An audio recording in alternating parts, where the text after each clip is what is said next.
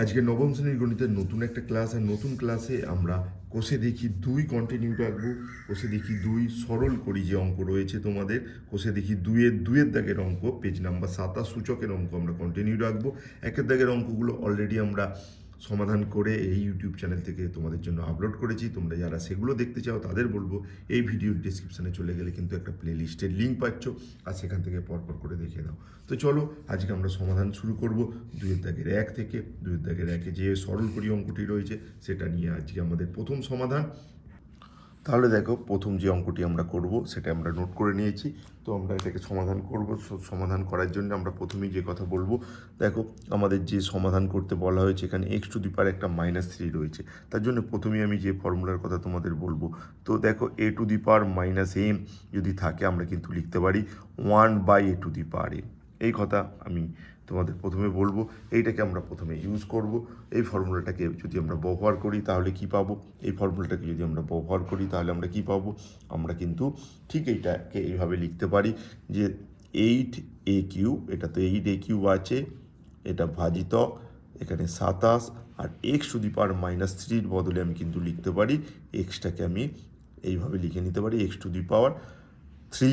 1/, হিসাবে লিখে নিতে পারি, যেহেতু এই ফর্মুলা এখানে আমরা প্রয়োগ করেছি। তো এখানেও ঠিক একইভাবে আমরা কি করব, এখানে 64a³, আর এখানে ভাজিতক 27, আর এটার জন্য আমরা ঠিক একই রকম আগেরটা যেভাবে করলাম x⁻³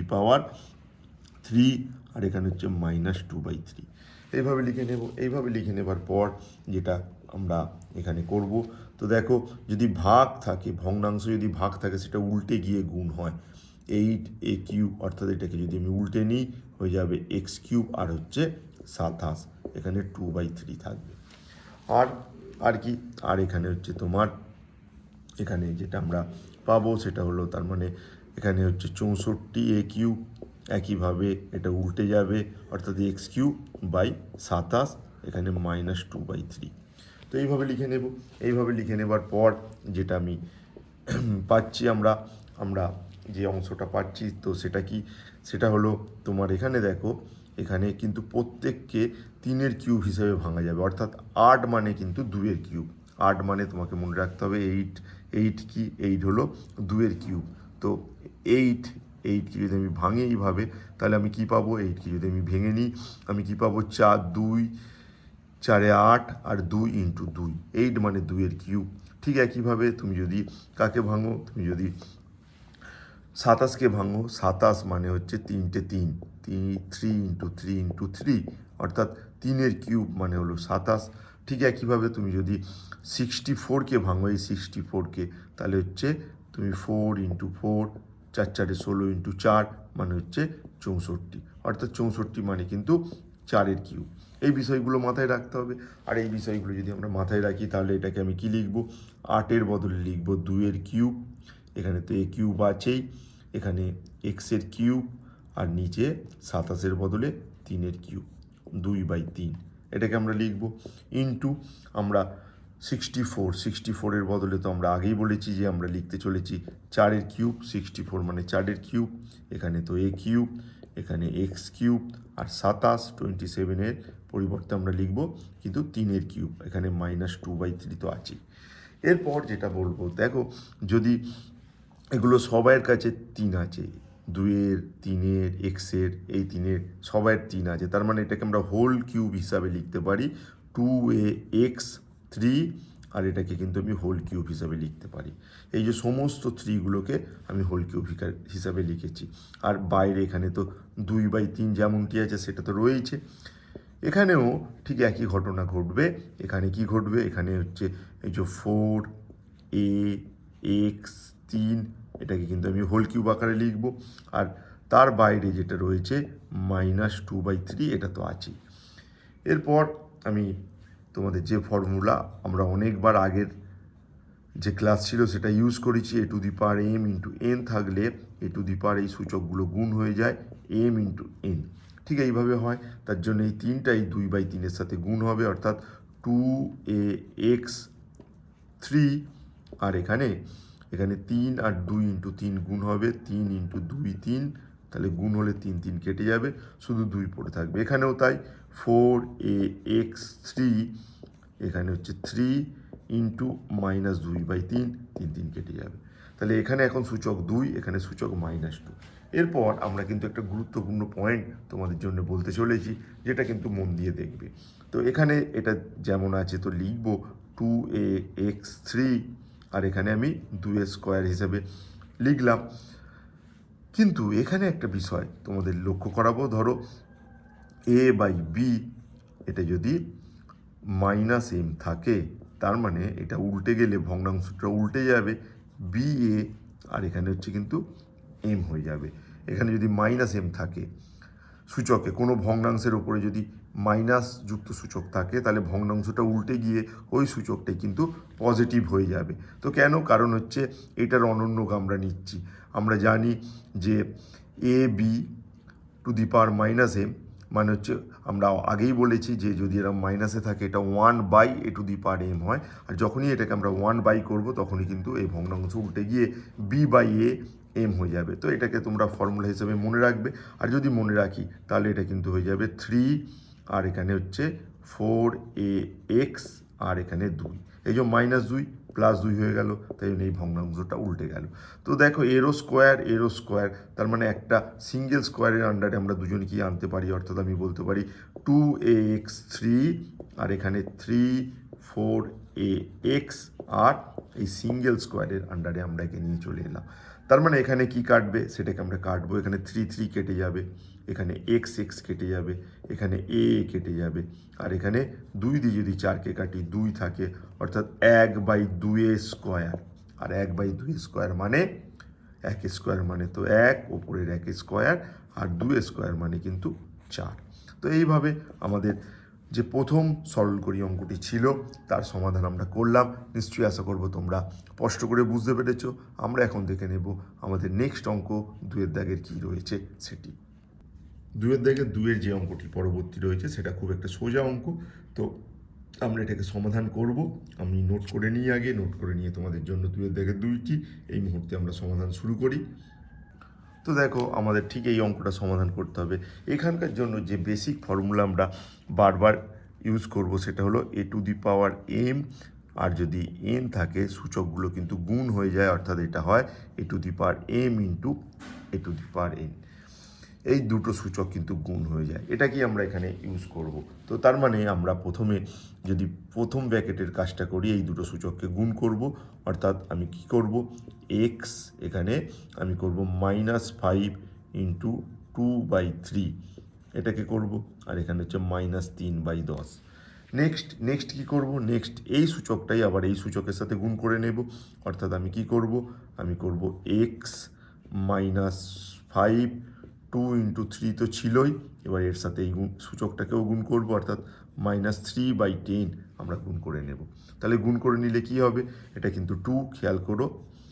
তো এটাকে যদি আমি গুণ করে নিই কী হবে, এখানে 3 3 কেটে যাবে, এখানে 2 দিয়ে এটাকে কেটে গেলে 5, আর এখানে 5 5 কেটে যাবে।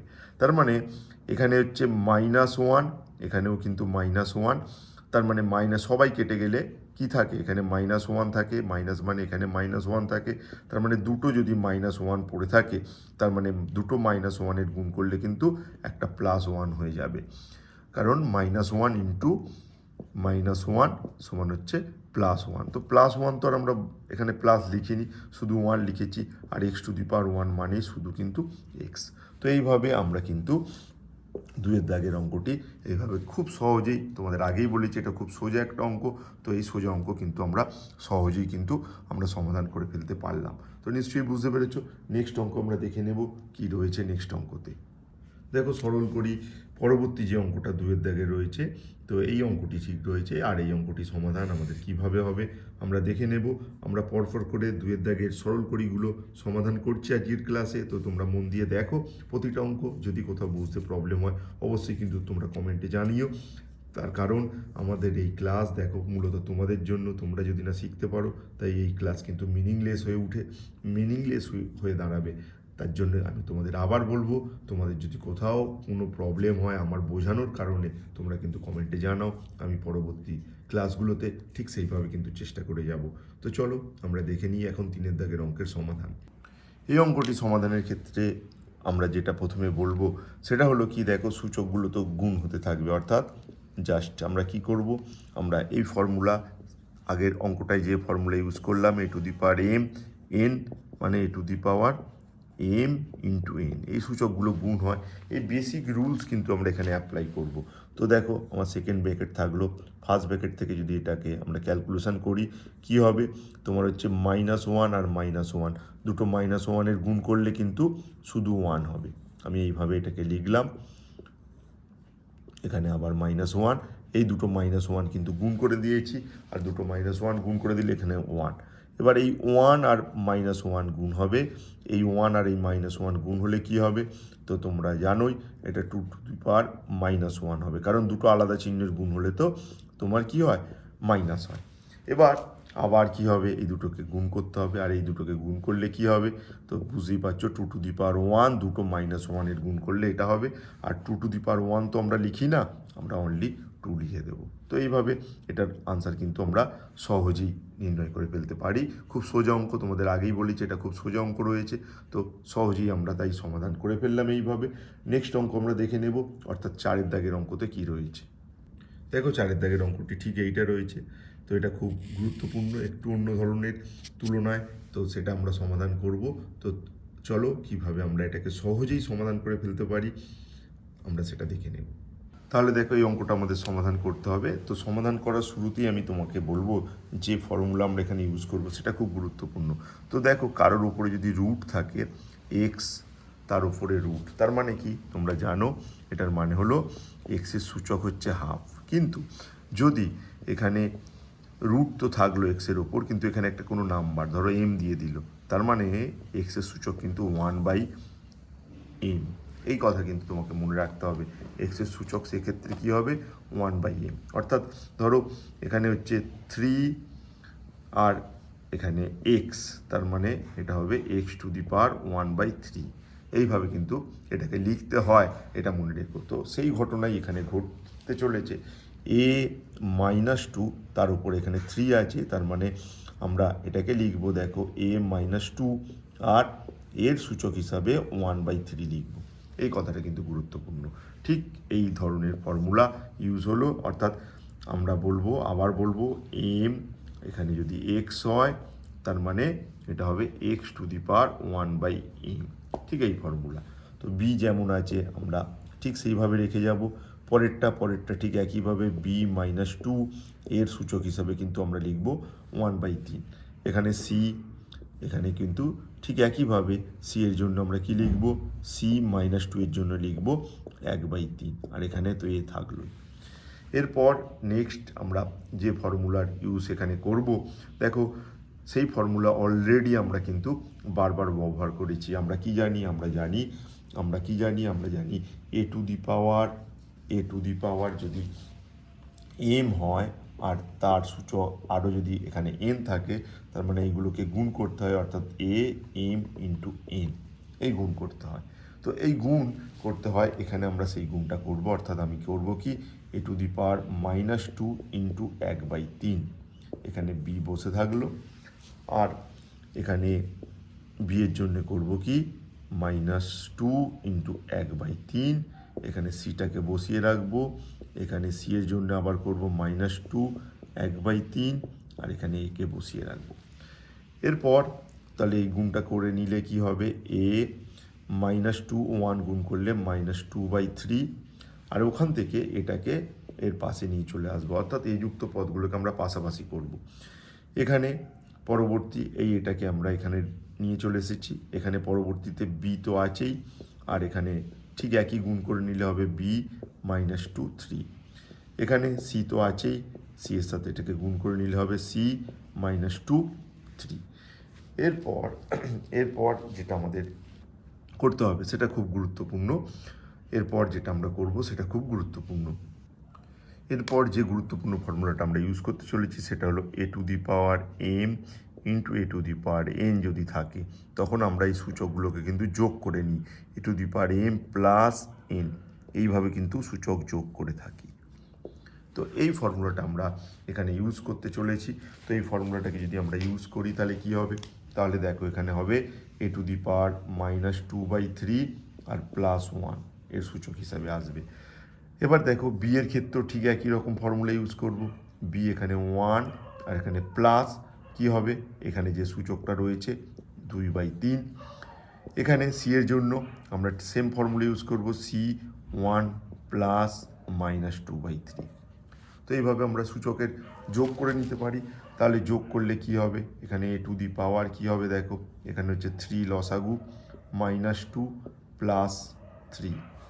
এখানে কি হবে, এখানে হবে ঠিক একইভাবে বি 1 আর এখানে প্লাসে মাইনাসে কিন্তু মাইনাস হয়ে যাবে, তার মানে এখানে যদি প্লাসে মাইনাসে মাইনাস হয়ে যায় এটা হয়ে যাবে 2/3।